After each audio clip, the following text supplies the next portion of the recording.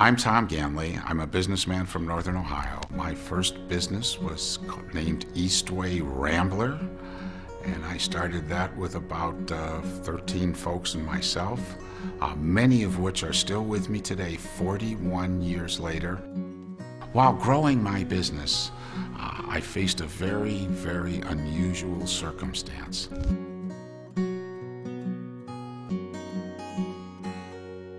It was suggested, incidentally, by someone that was visiting me. He said, "Hey, you want to buy an Oldsmobile store?" I just left A.D. Palunas Oldsmobile, and he said he wanted to sell it. I said, "Sure, I'll give him a call. I'd love to have that opportunity." So I called Abe Palunas, and we met for lunch shortly thereafter. Then we met for dinner. Then we met for lunch again. And it took about 6 months, but we finally struck a deal, and I bought A.D. Palunas Oldsmobile and renamed it Ganley Oldsmobile in Lakewood.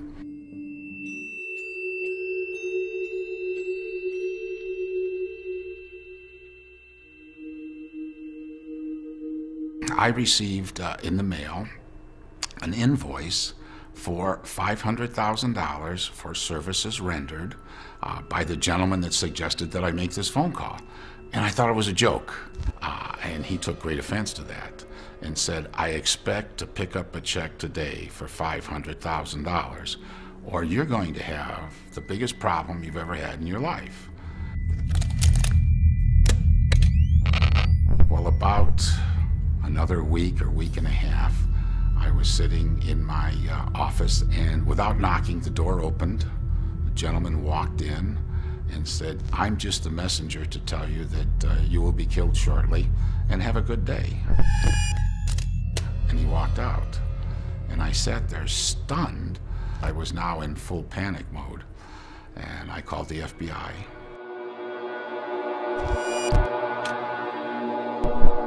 Tom came to us for assistance, and at that time we explained to him that he would have to, in fact, be part of our investigation for us to be able to bring these people to justice. And they said, "Would you give us permission to put in hidden cameras in all of your offices? Would you give us permission to tap your telephones, to record all the telephone conversations?" He knew that the only way for this to go away was to put these people in jail, or they would continue to come to him for money, and more money until he had nothing else to give. The FBI decided to provide money to give to him, but I had to ask certain questions. And I don't know if you can appreciate how upsetting this was. And I said, I don't know if I can remember the questions. And they said, "Well, it's imperative that you ask these questions. It's absolutely imperative." So I took a small sheet of paper and wrote the questions down and set them up on my desk. When he returned, he asked if I had some money for him, and I said, "Yes, I do, but I have to ask you a few questions because I'm confused with this." So then I'd glance over and look at the question, and then I'd ask it. Never picked up on that, and there were 5 or 6 questions, and he answered them all in a very incriminating way, I might add, and he left. And the agents came back in, and I said, "Oh, I'm really glad this is over with now. We've paid him, it's done." And they said, "No, probably not. We think it's just begun." We realized that this was a lot bigger case and involved a lot higher echelon organized crime people than we first believed. I was frightened, to tell you very frankly. I was very, very frightened that this would continue.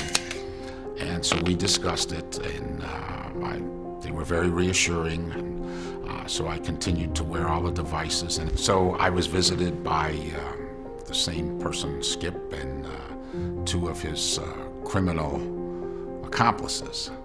And now they decided that there would be a problem with my daughter unless I was willing to pay them some money. And the problem being that they knew that she took lessons at the Brecksville music store. I live in Brecksville. Stop for a second. There was never a time when I saw fear in Tom Ganley's eyes. The only concern that I ever noted was when Tom talked about his family. They visited my youngest son in a playground, and called me up and said, we just came from your son's elementary school, and we want you to know that he has brown corduroy pants on and sort of a plaid shirt, and when he comes home tonight, ask him. Those are some of the intimidating things that they did to Tom and to his family to scare him into cooperating with their demands for more money, for cars, and for parts of his business. My colleagues went everywhere they went.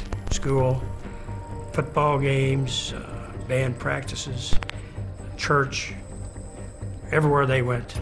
Every time we thought the case was over, unfortunately for Tom, another new name would come in that we wanted to make a case on. The only way to do that was for Tom to ask to go to the next level. I need to talk to your boss. And for Tom to come up with some of the money and not all of the money. Started out with one person extorting Tom until a whole entire organized crime family being involved. It was very dangerous and extremely courageous, and Tom didn't have to do it. Tom did it because he knew it was the right thing to do. Now this went on, these periodic visits went on for almost 2 years. I mean, this, what I thought was going to be a one-time event turned into a 2-year assignment. Law enforcement documented these events, did a great job, and we were able to secure an indictment. Once it became known he had cooperated with law enforcement, there was actually a contract out on him and his family. And that was for $1 million if someone could successfully kill my entire family. You can imagine what fear that would instill in somebody to find it fear, to know that a organized crime family had put out a contract. But he kept going. He refused to let that affect him at all.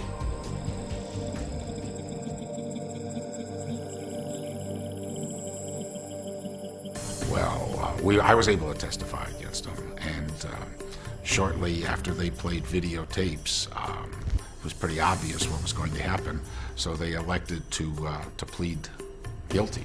They were indicted, they were tried in federal court, they were convicted and sent to prison. And the result of the case was that Tom Ganley participated in it from start to finish, since only he could bring it to fruition, along with our help. And it resulted in the dismantling of an entire organized crime family. This was one of the most courageous individuals I had ever been associated with. Under the shadow of the possibility of harm to him and his family, he knew it was that important to bring these individuals to justice. For him to do that is the reason that he has been given the highest award that a civilian can get from a federal law enforcement agency. Not only was this the right path, but it was clearly the right thing to do for the rest of society, too. Someone has to step forward. Someone has to be willing to do that. I did it, and I was frightened to do it. I certainly want to make that very clear. I was very frightened to do it, but the comfort that the federal agents brought to myself and my family was extraordinary. 25 years later, he's still a good friend. I know his children, he knows my children, and it's grown into a personal relationship. And it's that kind of courage that we need today in an individual to represent us in our federal government.